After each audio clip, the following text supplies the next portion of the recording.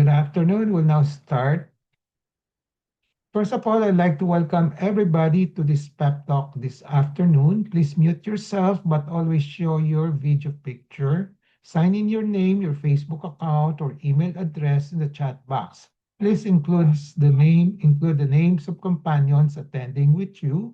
Use the chat box to ask questions and make comments while the pep talk is on. There will be group pictures at the start and end of the pep talk, so please show your faces in the video. Reminder after the pep talk is to take the online Learning Cum Evaluation Test exercise or OLETE for mastery of learning and have a perfect score to get a certificate like the one shown here. I have placed the link in the chat box.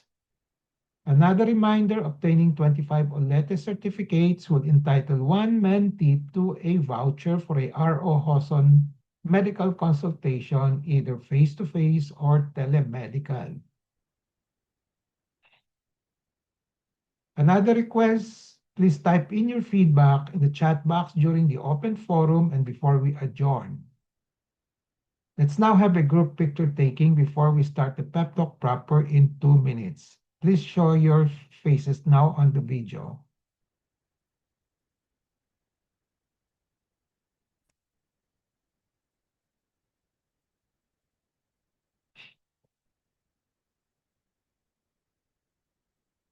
Okay, get set, ready, 1, 2, 3.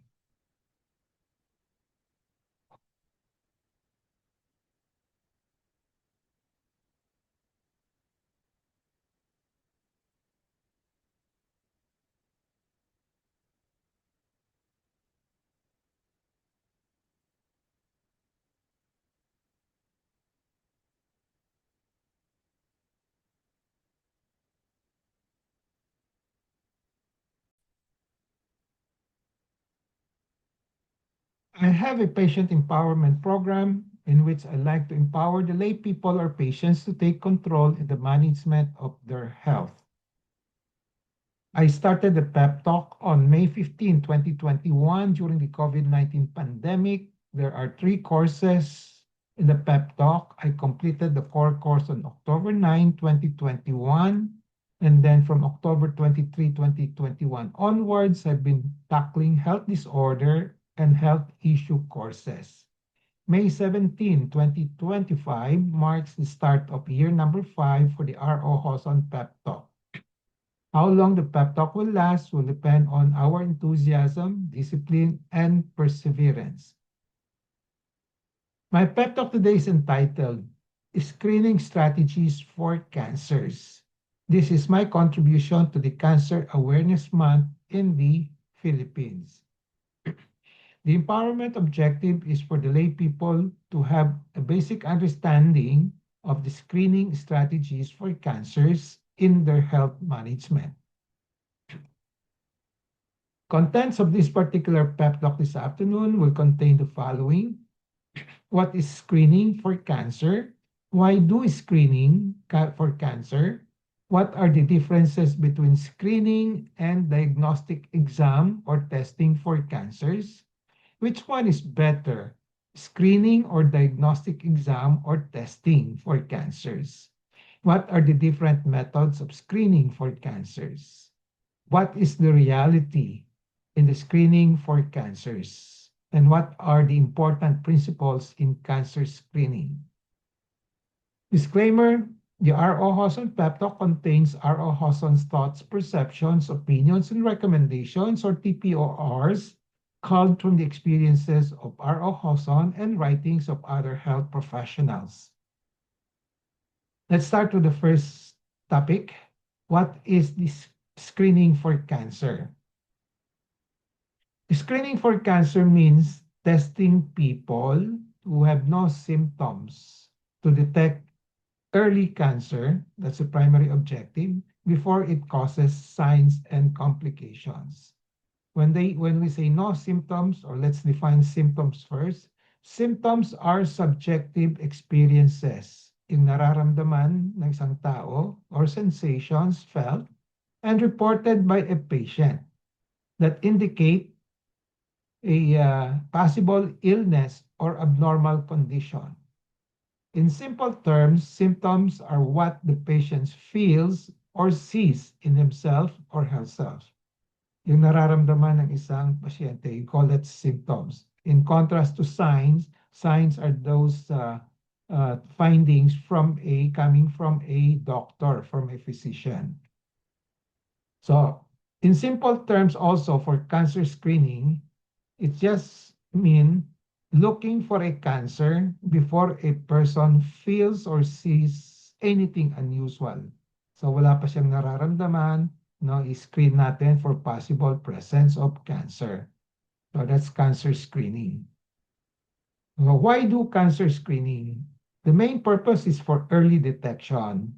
No? Para ma-detect kagad yung cancer, we do cancer screening. Why? Early detection of cancer on screening can, number one, find cancer at an earlier, more treatable stage.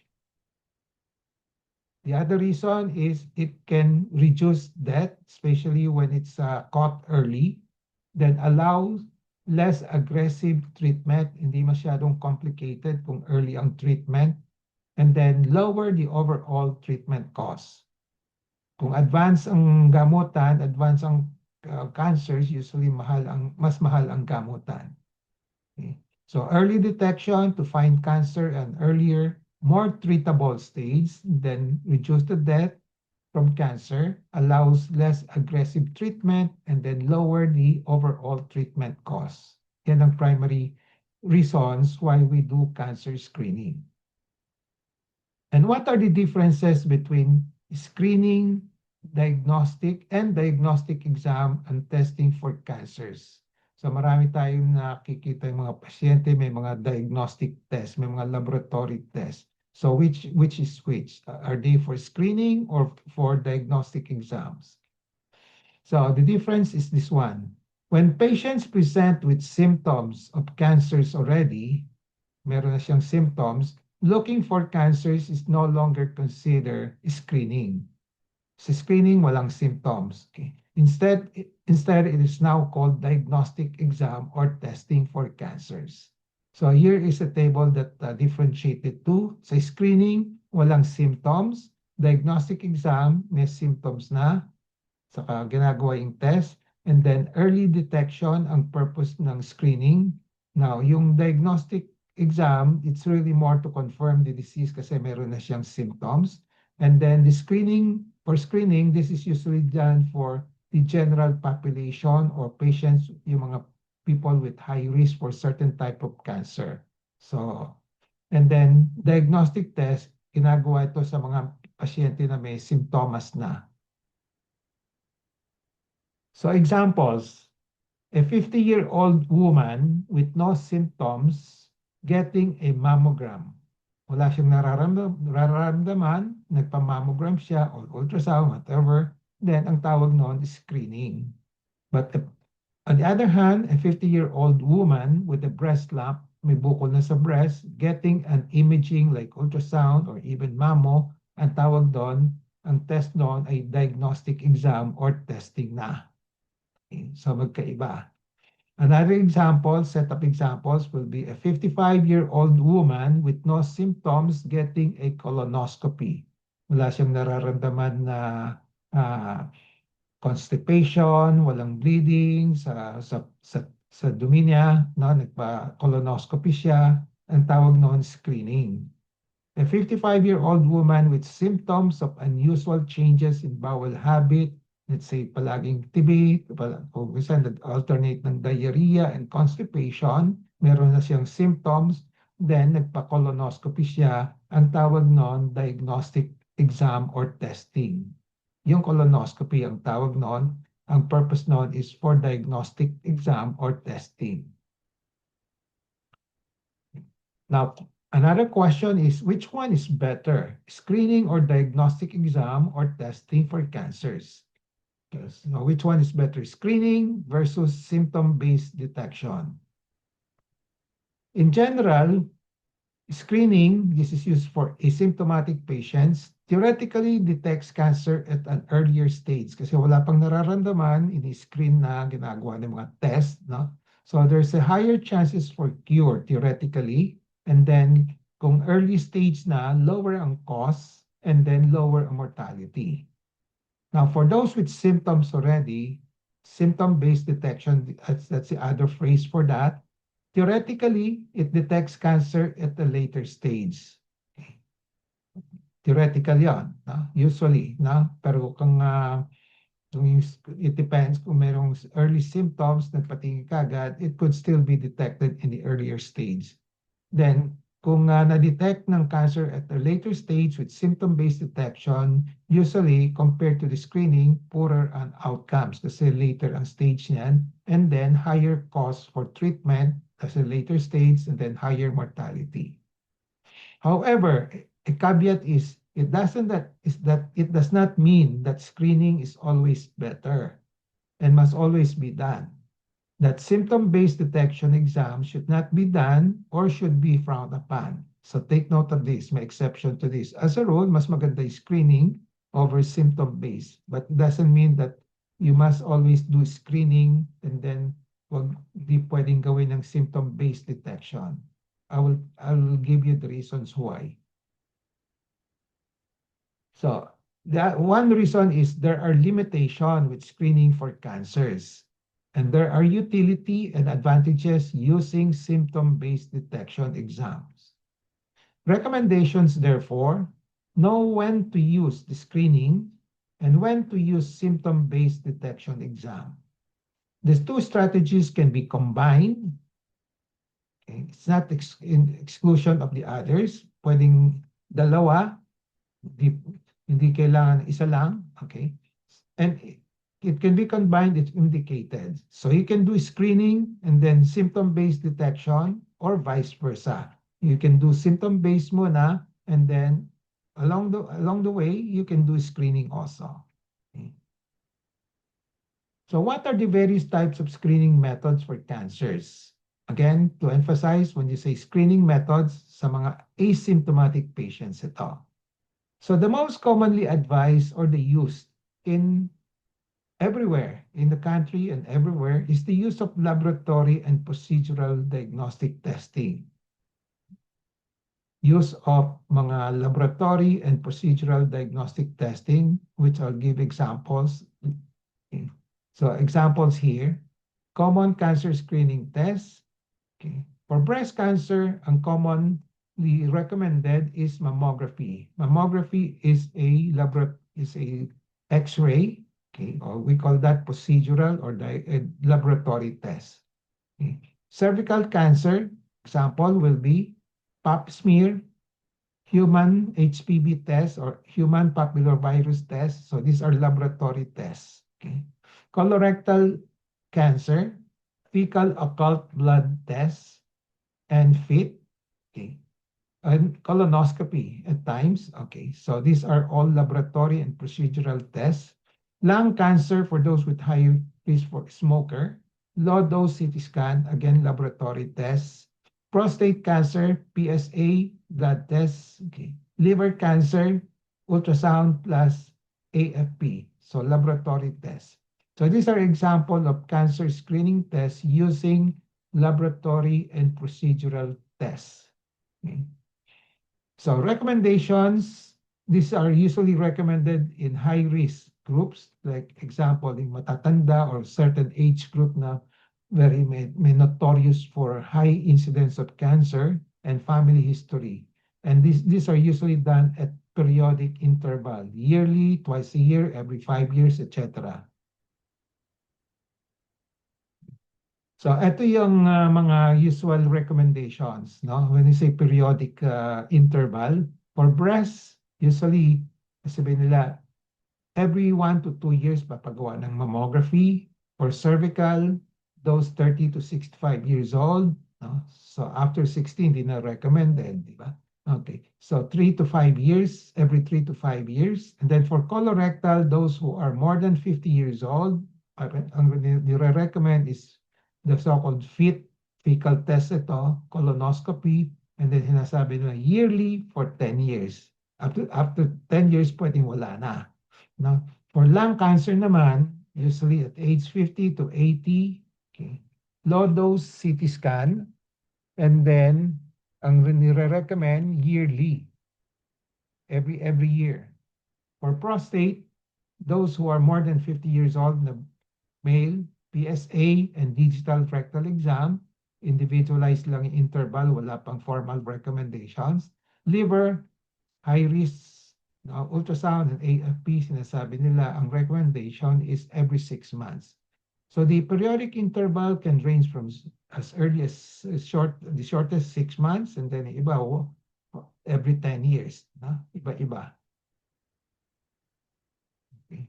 As I said, most commonly used screening test methods for asymptomatic patients is the use of laboratory and procedural testing. And what are commonly left out as screening methods for cancers? Ito yung nakakalimutan, akala ng mga tao, hindi sila screening methods. No? So, patient self-examination. When you do self-examination on the breast, neck self-examination, oral self-examination, skin self-examination, this is still a kind of screening methods. Walang symptoms, just do your self-examination. Yeah, it still falls under the definition of screening. And then physician physical examination. Yung doctor mag-examine using their hands, fingers, and then yung mga inspections, no? Walang laboratory, no? Physical examinations, okay? So, patient self-exam and physician physical exam for cancer should be advocated. Nakakalimutan, but it should be advocated and should be taught as they are the more practical and affordable in the long run.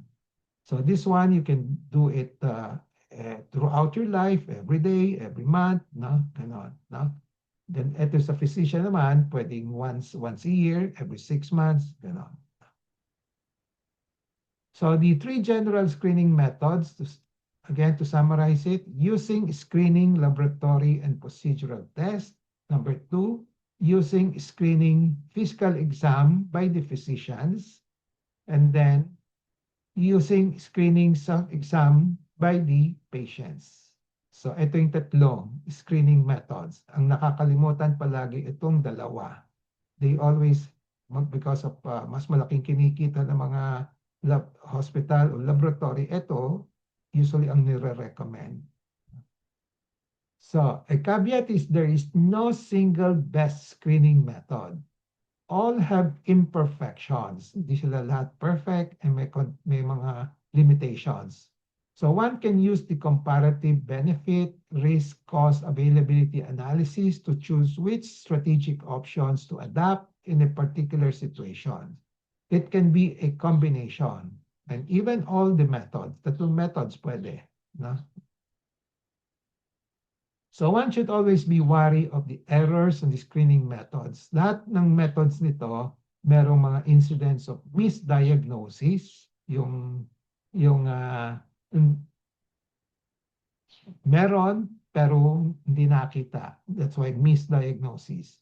Misdiagnosis, mali ang diagnosis. Okay. False positive, sinabing meron pero wala talaga. Okay. So, pwedeng misdiagnosis. This could be part of the misdiagnosis. False negative, pwedeng sinabing wala, pero meron. No? So, this could be an example of a misdiagnosis. So, ito yung 4 na common na errors sa mga screening methods. Misdiagnosis, false positive, false negative.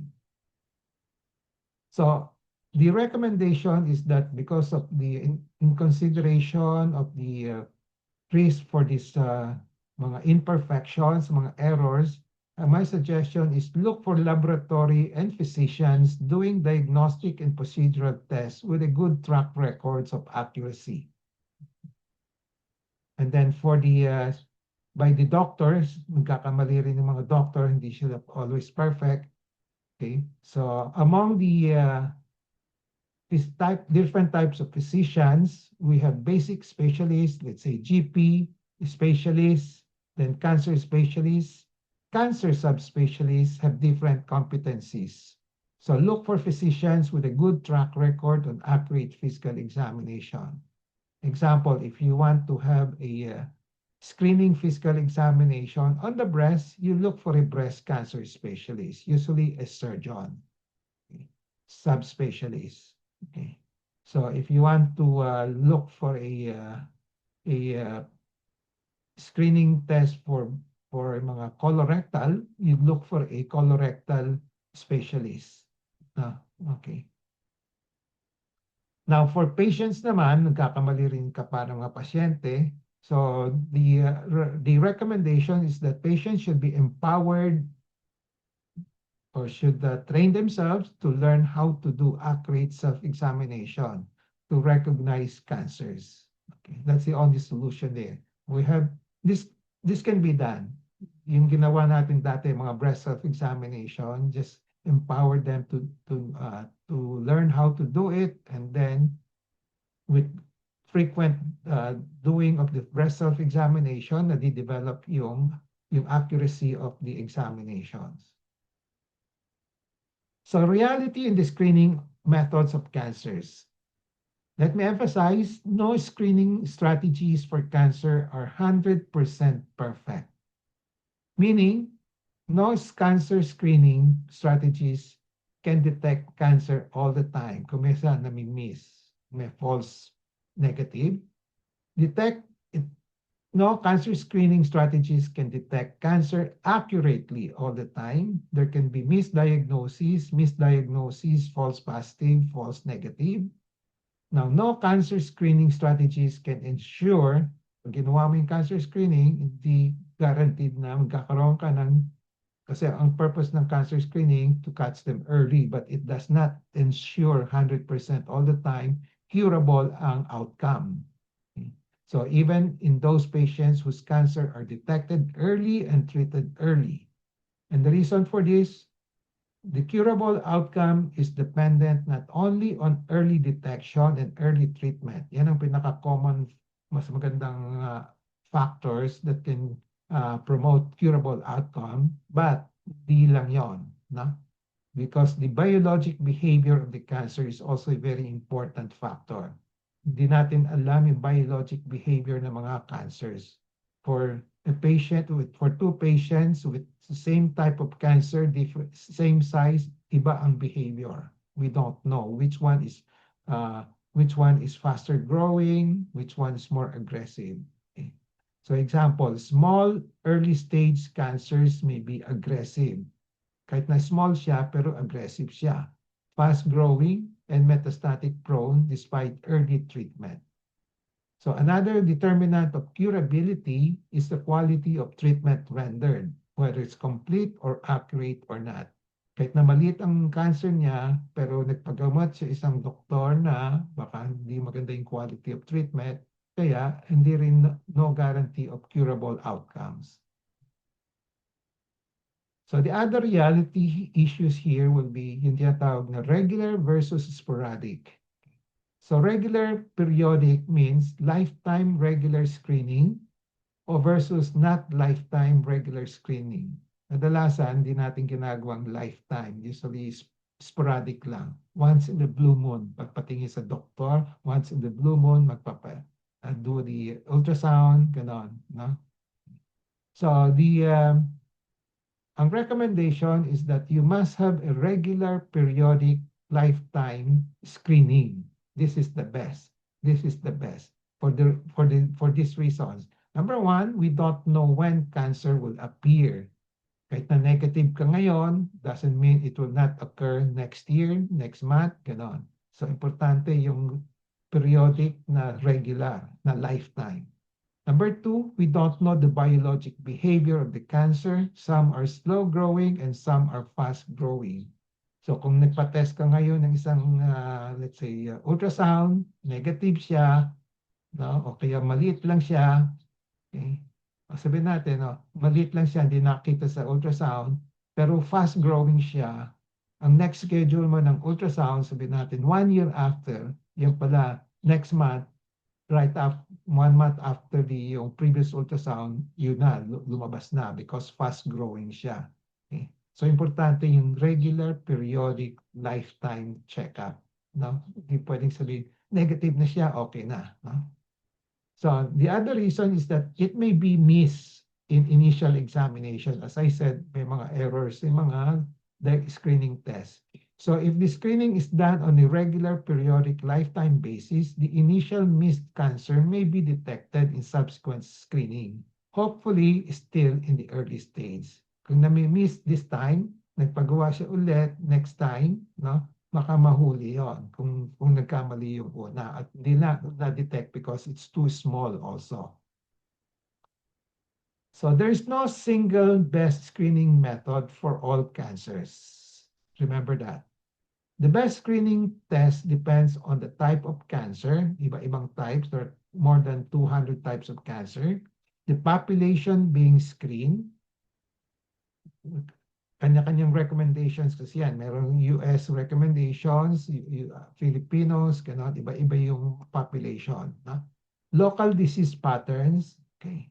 And then resources, mahal din yung mga screening test na yan, yung mga laboratory, especially laboratory test, and then cost effectiveness.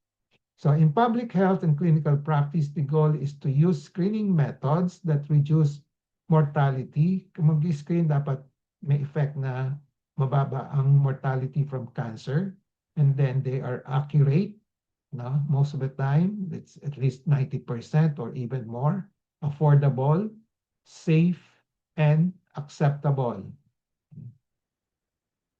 So a screening test is considered good in general, at itong principles, if it reduces cancer mortality, detect cancer early during the pre-symptomatic stage, and high sensitivity and specificity, meaning it has acceptable false positive and false negative rates.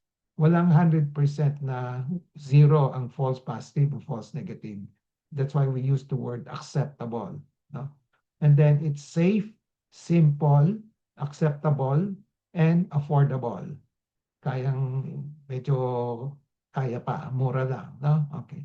It's cost effective for the population. So, what if one cannot go for a screening using laboratory procedural tests? My suggestion is go for periodic self-examination and periodic physical examination by cancer specialist. I suggest cancer specialist, no? If you have to do this one, medyo may mga differences kasi sa competencies between cancer specialist and non-cancer specialist, no? So the best advice is to combine all three methods of cancer screening. If one cannot go for the asymptomatic screening, go for symptom-based diagnostic test or exam. If in the symptom-based diagnostic test or exam, you have to know the alert symptoms for cancer. Kasi if you base it on symptoms, dapat alam mo yung mga symptoms that will tell you baka cancer ito. So these are the common alert symptoms, okay, sa mga cancers. Change in bowel or bladder habit. Kung may bowel habit ka, baka you might be dealing with a colorectal cancer. Okay?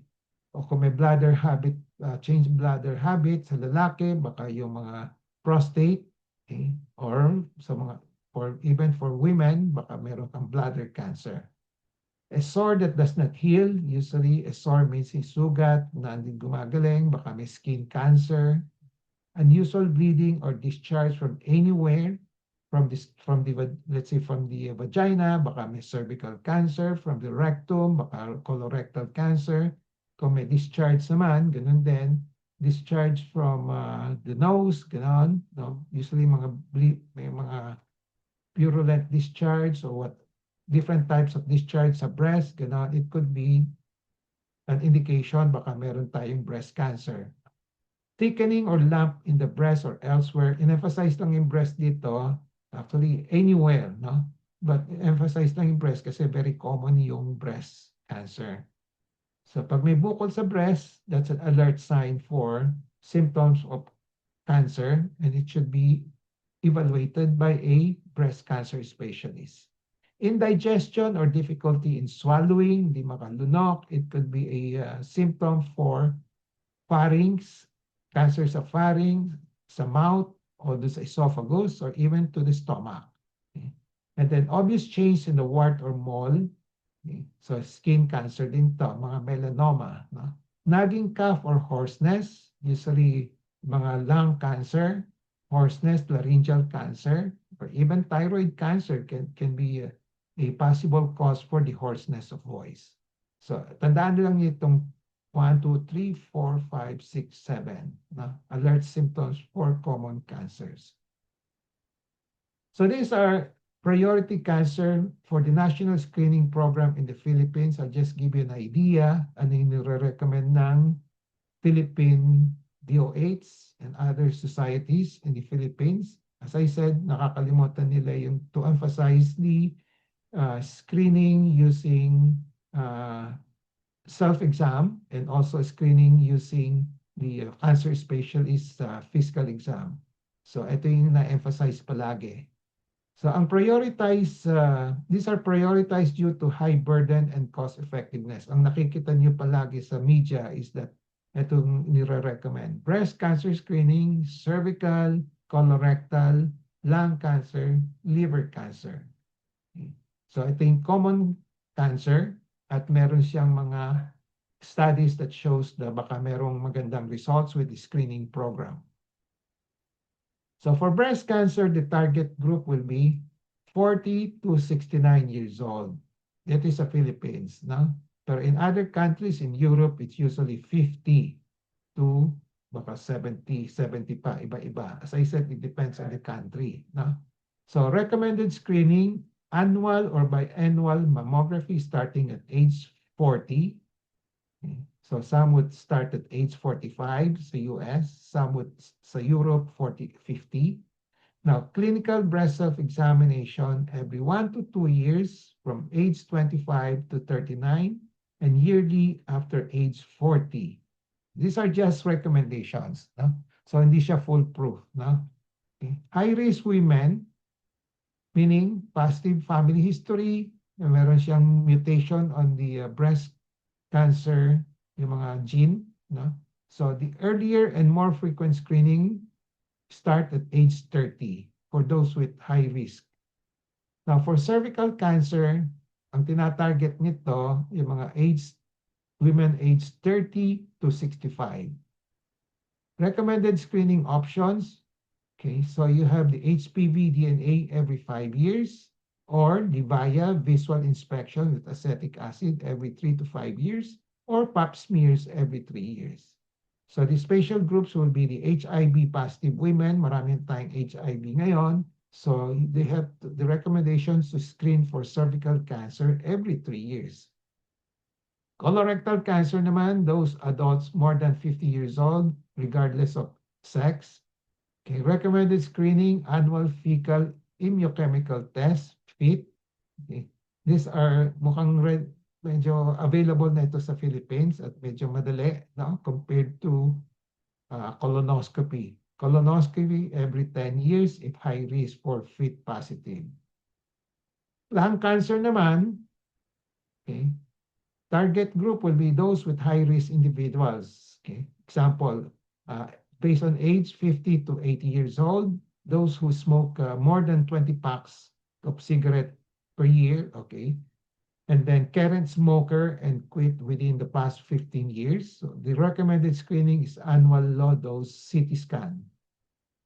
Prostate cancer, men more than 50 years old, recommended screening, PSA, blood test, plus digital rectal exam. Dapat ginagawa ito pero kadalasan di na nagagawa. Individualized decision-making after counseling on the frequency. Liver cancer naman, those with high risk for liver cancer, we recommend. Those with chronic hepatitis B and C and those with cirrhosis na detected sa mga lab tests. So recommended screening would be ultrasound and alpha-fetoprotein every 6 months. So usually if it's a liver, for liver cancer, mas short ang interval ng screening, 6 months. So I have Summary and takeaway, I have presented all of these topics. What is screening for cancer? Why do cancer screening? What's the difference between screening and diagnostic exam or testing for cancer? Which one is better? Screening or diagnostic test or testing for cancer? What are the different methods of screening for cancers? What is the reality in the screening of cancer? And what are important principles in cancer screening?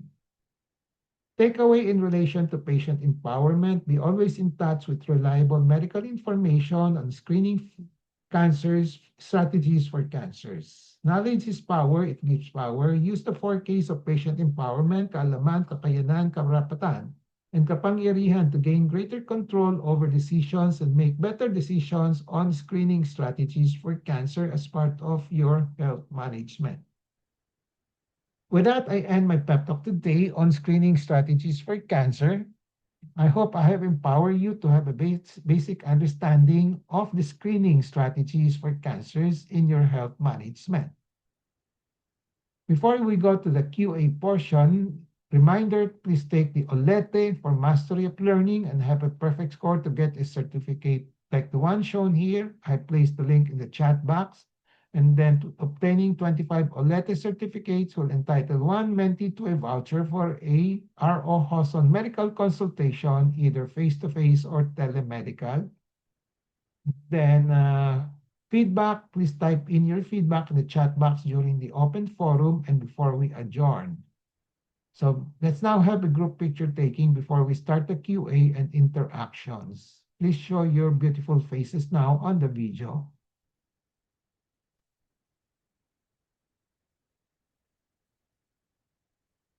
Okay.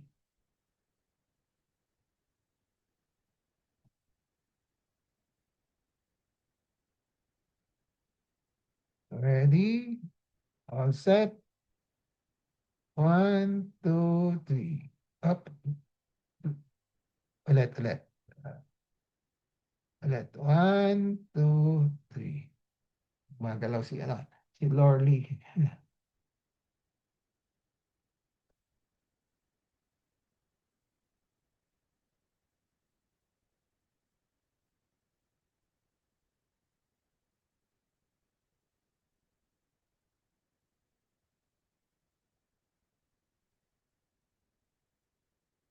Okay.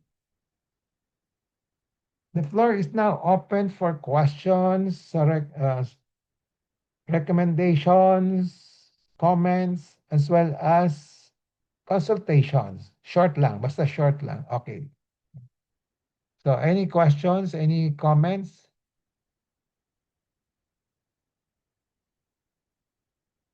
How many have gone through how many have heard about yung mga pinopromote na, okay, screening exam like colonoscopy, the mga mammography. Okay. Naririnig niyo palagi yun sa media, di ba? Okay. So, but how many do you think are complying?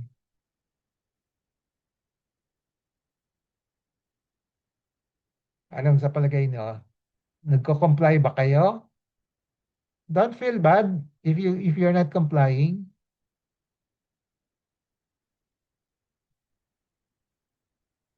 Sino nagko-comply sa mga recommended screening? Perla, ikaw, ano yung software ang nagawa mo? Colonoscopy doctor last year. Ilang taong ka na noon? 70. Last year, 70. So you didn't start at age 50? Noon pa doktor, siguro mga 10 years ago sa Manila Doctors din, nagpa-colonoscopy ako. Okay. Last year, nagpa-colonoscopy din ako dito. Meron nga nakita yung diverticulitis. Okay. Okay, ang tanong ko sa iyo, okay, let's dissect it. Kasi ang recommendations, as nakita niyo, no, 50 and above. No? Opo. Okay. So if you were the one na nagsasubscribe ka dun sa mga recommendations, so you should have started at 50, na 50. 50 years old. Opo. Ginawa mo ba? Hindi. Ah, Hindi. doktor, mga Ah, ganun, kasi nung makita nung doktor, kasi meron pa ako mga resulta, pinakita ko sa doktor noon dito, last year, sabi niya, matagal ka na pala, nagpa-colonoscopy. Siguro mga 10 years ago na yun. ilang taon ka na ngayon? 71. Di times minus 10 is 60 yon. May 60, siguro Oh, 60 nga. so you didn't start at age 50. That's what I'm Oo. saying. Di ba? Kasi ang recommendation is age 50. 50, Ah, 50, then 10 years ulit, 50. 60. Depende sa findings, no? Okay. Oo. So, pwedeng after 10 years, after 5 years, uulitin. No? Okay. So, then after age, baka, di ko na matandaan yung ano, after age 75, 75 nga daw, doktor, papaulit. so after age Sabi niya. 75, sasabihin, huwag na. Sabi niya, after 5 years, saka ka ulit magpapa-colonoscopy, sabi nung doktor. And then, let's talk about yung recommendations, no? Okay. Recommendation. Ang recommendations ng DOH, so you start at 50, and then kung wala kang nararamdaman, 10 years, no? Another one, no? Okay. Kung normal, no? Then, but you Opo. stop screening at age, merong mga limit sila. Baka 75, sabi nila, huwag ka na magpa-screen, huwag ka na magpa-colonoscopy kung wala kang nararamdaman. Mm, Ganon. So, anong reason bakit na they ask you to stop? to magpa-colonoscopy, doktor. Yeah. Inano ko lang, sabi ko, doktor, gusto ko lang magpa-colonoscopy para makita kung mayroon akong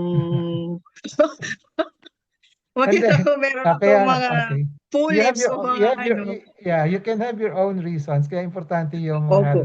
ng lecture ngayon para alam niyo yung rationale, no? Okay. So, even sa breast, no, mga mammography, yun ang nire-recommend ng mammography, no? Age 40, 45, iba-iba, no? Magulo, no? Okay. Opo. But after age 70, sinasabi nila, huwag na kayo magpa-mammography, no? Okay. Oh. We know that breast cancer can develop in any patient, di ba? Okay. Pero bakit ang recommendation sinasabi nila at age 70 hindi na namin nire-recommend na magpa-annual mammography ka o kanon, no? Okay. Do you know the reason? Ano yung doktor? Do you know the reason bakit sinasabi pag matanda ka na at 75, huwag ka na magpa-screen? Antayin mo na lang ba na doktor? Mamamatay ka. That's one way of looking Kung at may it. sakit ka.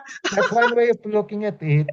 So the other reason, if you develop yung cancer at after age, let's say 75, no, yung hindi na cost effective yung survival, no? Okay. Oh. Kasi baka in 5 years time patay ka na rin, di ba? Okay, kasi baka mamatay ka sa ibang sakit, sa heart disease, ganon. Kaya they don't usually recommend yung mga matatanda, na. So, meron ba kayo wala tayong nakikitang recommendation na mga 90 years old, pinapa-screen pa ba? Wala na, di ba? Ganun ba? Okay. So, dapat naintindihan ho ninyo, no? Ako noon, hindi ko rin maintindihan no, pero nakita ko yung rationale, no? Okay. So, that's why I said, yung mga screening, medyo magulo, no? Hindi masyadong naintindihan, at usually, hindi rin na-apply ng husto, no? Okay. So parang ikaw pag hindi niyo kabisado ay sasabihin sa iyo na gusto ko natatakot ako, di ba? Ganon. Pero Opo. baka hindi naman kailangan, di ba? Okay. So I hope you understand the rationale here, no? Okay. Okay, So doktor. Thank you. as I said, don't feel bad if you're not following the screening guidelines, no? Okay. Number one, mahirap naman i-comply lahat, no? Because of the cost, because of the inconvenience, no? Okay. Number two, if you make a survey of all the doctors themselves, ilan ang sumusunod? Wala, kokonti rin. Okay. So, do you agree? Mhm. Ako, at my age, 77, ano yung nagawa ko sa screening? Wala akong colonoscopy. So, I'm not complying. Tama? Mm. Sa PSA, wala rin akong pinapagawang PSA. So, sabi nila, at age 50, magpapa-PSA ka. Di ba? Ano, PSA? Okay. So, ano pa? Ano pa ba yung para sa akin? Sa lung cancer, wala naman. I'm not at risk. Hindi naman ako smoker. No? Okay. Colon, Sa mga lalaki, yung ano ba prostate. yun? Prostate yun. Yun. Pero I didn't comply. No, I didn't comply. Then I suppose I know a lot of doctors do not comply also. Okay. So, yet palaging pinopromote sa media, dapat gano'n, dapat gano'n, dapat gano'n, no? Especially yung pati yung mga hospital magkakaroon ng mga Oh, may mga mga packages nga, doktor. packages, di ba? Packages din sa Okay. ano, sa mga Okay. ospital. Okay lang yun kasi basta isasama lang yung ibang ano. Yung kaya sabi ko sa inyo, pwedeng isama yung self-examination. No? Huwag na natin kakalimutan. Self-examination, which is libre. Di ba? Okay. Yung physician examination, not libre, pero it's not as expensive as yung mga laboratory tests, no? Okay, screen kayo ng example, I'll do your physical examination of the breast, no? I may not need your mammography, ultrasound anymore, diba? Ganon, no? Mahirap i-maintain yung kasi kung mammography every year, every 2 years, mahirap din i-maintain, di ba? But if you do your breast self-examination at home, kahit na daily gawin nyo, wala namang charge, wala nang gastos, sandali lang yon, no? May benefit na kayo doon, no? Okay. Okay. Eh, yung mga ano, doktor, yung mga whole abdomen ultrasound, mga KUB, okay lang ba yun? What do you mean by okay? Ano ba yung hinahanap natin doon? Baka yung, di ba, kasi whole abdomen, nandun yung mga organs mo lahat, di ba, yung mga kidney, liver, di ba, Ay, ganun. kung ang hinahanap mo, possible cancer, bakit hindi na lang yung buong katawan mo? Kasi kung Mm. nakafocus ka lang sa abdomen, baka yung cancer mo nasa utak mo. Mm. Di ba? Mm. Tama? Opo. So kung you look, kaya sabi ko nga sa inyo na you do your screening test, kung may mga laboratory test kayo gagawa, no? Basta meron kayong, number one, high risk kayo for particular cancer, no? High risk. Kung wala kayong high risk, wag na lang. You just base it on yung self-examination and then examination by a cancer specialist. Diba? Okay. Kasi number one, they're not really needed. Number two, pag pinagawa mo, maraming false alarms, maraming false positive, no? False negative, no? So, importante may mga doktor mag-interpret, no? Tendency kasi mga readings ay overreading, no? Mga doktor na nagbabasa ng mga ultrasounds, sabihin, ay baka meron, baka wala. Sabihin, ay lalagay ko na meron, baka, di ba? Para then it might lead to other tests na naman, no? Okay. So, yung sinasabi niyo, whole abdomen, pwedeng wala kung wala kang nararamdaman. No? Okay. Okay, Pearl? Mm. Okay, okay, doktor.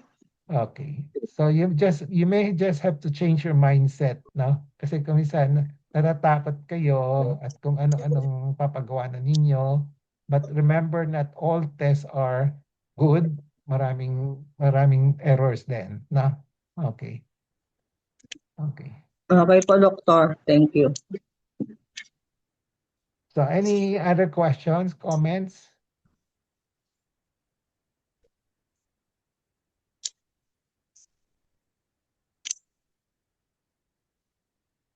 Myla, anything?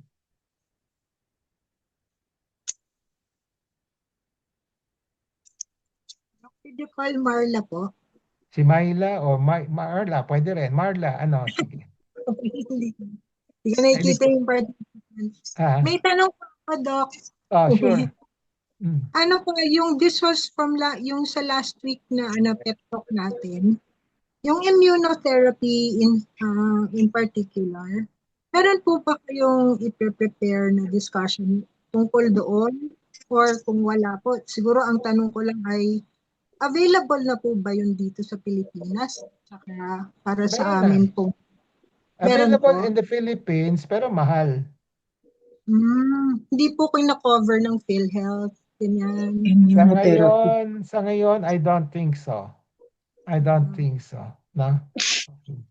So, immunotherapy, selected pa rin yan. Hindi lahat ay magiging successful. Hindi lahat ng cancers ay pwedeng gamitin immunotherapy. Mas maganda pa rin yung other treatment, no? Okay. Yung tanong So, ko lahat po ba ng 150 cancers, kung ilan man yung klase ng cancer ay pero hindi pala po lahat. Hindi lahat. Sa ngayon, kasi they have to make, dati-dati, probably 1% lang. Ngayon, sinasabi nila with improvement of the researches, sasabihin nila mas marami na. And those who are promoting immunotherapy, mga may konting bias din sila, sabihin, ay lahat dapat pwede. Di ba? Okay. So you just have to ask your cancer specialist ano yung stand niya. No? Okay. Apa. Okay. So sa ngayon, hindi lahat. Hindi lahat. No? Pero ang aking okay. Ang aking advice, ang aking advice is just be selective. Hindi okay. So surgery might be enough no without immunotherapy basta makats mo ng early ang cancer no. Kung medyo advanced ng konti, you may need chemotherapy, hormonal therapy, no, and even immunotherapy, no. Immunotherapy at the moment it's being used for those with yung mga recurrence, yung mga advanced no at the moment, no. Pero in the future, I hope baka pwedeng gamitin yan even in the early stage, no? Okay. Apa. Yun lang po. Thank you, Doc. Okay. Any more? Mahila, meron ka bang tanong? Mahila, Manrique? Ano lang, Doc, yung sa inexplain niyo po kanina. Lakas sa may boses mo. Yung inexplain, yung kanina lang po, yung gusto ko lang pong na yun nga po yung pwedeng kahit nagpapa-check, no, pwedeng yung ma-misdiagnose or wala naman siya, walang nakita, then after ilang years saka may lalabas po na parang ganun po. Kasi katulad ko po yung nasabi ko nga po sa inyo, sa annual physical exam namin sa work, kasama pagka nag-49 above, kasama yung breast ultrasound. So may nakikitang mga cysts or may mga nakakapa, may nakikita sa ultrasound. Pero ang laging sinasabi, benign. Then after ilang years lumabas siya nung 2024, yun merong na yung kung na may naramdaman lang akong masakit. Tapos doon lang po nalaman na doon sa pinagawan test, nag-mammogram, doon nakita yung na na po pala malignant na yung Okay. buko na opo. So Okay. parang yung katulad ng sinasabi niyo, hindi talaga din perfect talaga yung ano, na yung mga test, yung mga ano, kaya napaka-importante po talaga din na yung pagka yung nagsa-self, ano nga po, nagsa-self-examination tayo, nagbe-breast, ano, then pag may nakita at parang duda ka na or may naramdaman kang ano, kasi parang nangyari po sa akin dahil nga po laging benign. So inisip ko, benign naman yan, normal naman daw na merong cyst sa katawan. Parang ganun yung, so hindi na ako nagkonsulta pa po. No? Then until one day, yung pagising ko sa umaga, sobrang sakit na po yung tagiliran ko, yung sa may ribs hanggang likod. Then dun ko po na, hindi pa po ako nagpa-check nun eh. Ang pinapa-check ko po dun sa OB, yung sa nagpapa-pap smear po ako eh. Then na-mention ko lang po, dun lang po parang aksidente na nung kinapa niya, dun siya agad nagbigay ng mga na kailangan magpamammogram ako, breast ultrasound, yung mga ganun po. Then ni-refer niya po after yung result, ni-refer po ako agad nga po dun sa sa surgeon po para ma-biopsy. So parang yun nga po, talagang dapat po din talaga. Sabi niyo nga po, libre naman everyday. Kung merong mga nakakapa or may talaga importante po yun i-examine at saka sabi nga po, di ba, listen to your body. Kung may nararamdaman ka na kakaiba na hindi normal sa pa-check agad po. Kasi mas maganda po na ma-detect po siya ng mas maaga para ma-treat po kagad ng mas maaga. Yan po. Yun lang po. Okay. Thank you, Myla. Buti na pinasalita kita. So, Myla, yung experience ni Myla, it's a very, very, carries a good illustration of what I talk today. No? Buti na nag-attend ka, Myla. Para meron tayong parang, Habol po ako. parang example, illustration. No? Si Myla kasi nagpa-screening yung mga test siya. Palaging sinasabing wala, wala, wala, wala. No? Okay. And then, suddenly, kinakabahan sarili niya, no? So, may nakita, di ba? Napuna, no? And then, yon that's the start of ano. At medyo, nung nakapa niya, medyo late na rin, no? Because na-miss yung ano ng mga mammography, ganun, ganun, no? Okay. So, so, pwede bang i-request narinig niyo yung sharing ni Myla, everybody? Narinig niyo? Yes po. Opo. Okay. So that's a very good illustration na dapat i-publicize ko nga yan para example. Can you come out with a short sa feedback mo sa ulete ng konti, no? Okay. Yung experience mo, no? Opo, yes. Opo. So para ma-document ko lang, no? Kasi ang sinasabi ko, palaging nale-left out yung physical exam, saka clinical yung self-exam. Palaging nakafocus lahat ng mga doktor sa laboratory, no? Laboratory, no? Okay. Importante yung physical exam sa breast self-exam kasi kung may na-miss yung sa laboratory, mapupuna mo kagad, no? Okay. Okay. So thank you for sharing, Myla. Attend ka palagi para tulungan mo ako dito sa Opo, sa opo. mga sinasabi ko. Opo, Okay. Doc. Thank you po. Okay. Okay. Any more questions, comments? Lana? So, kung wala Opo. na. Meron, Pat? Sige, Pat. Wala po. Wala. Okay. Okay, kung wala na, we'll call it it's 3 o'clock already. We'll see each other next week again. No? Okay. So, have a nice weekend, everybody. Okay, thank you. Thank You're you po, welcome. Dr. Ray. You're Thank you po, welcome. Doc. Thank Okay. you Bye. po. Salamat po, Doc. Sino si Ino pala? Ino. Sino yan si Ino? Abet, sino si Ino? Ino, who are you? Kalimutan. Wala. Ino. Sino si Ino? Para makilala ko naman kayo lahat. Okay. Ayaw magsalita, ayaw magpatingin, ayaw magpakita. Okay. So we'll see each other next week. Bye-bye. Bye po. Thank you po. Bye po, Doc.